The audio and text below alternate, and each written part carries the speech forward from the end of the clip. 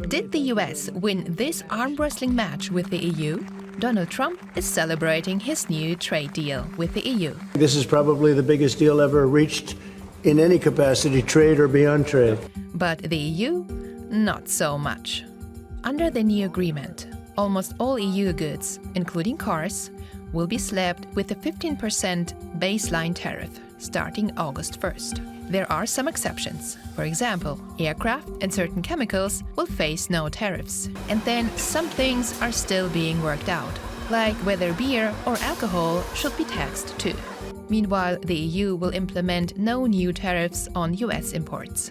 This asymmetry is part of a US strategy to reduce its trade deficit with the EU and boost American exports. I think this is a glass half full, half empty.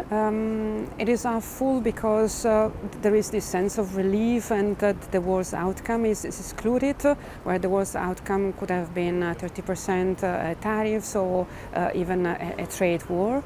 On the other side, this is not what the EU wanted. I mean, the EU asked for a zero tariff trade agreement, and this is not what we had. Brussels also agreed to buy $750 billion worth of oil, gas, nuclear fuel, and liquefied natural gas over the next 3 years. And that's not all. The bloc also pledged to invest $600 billion in the US, including in military equipment. And when you look at the economics, and when you look where we sit at the start of the year, namely with hardly any tariffs, the European Union will clearly lose from this deal. The European Union will see the negative economic impact, even though at 15% tariff rates, this will not be the end for the European economy.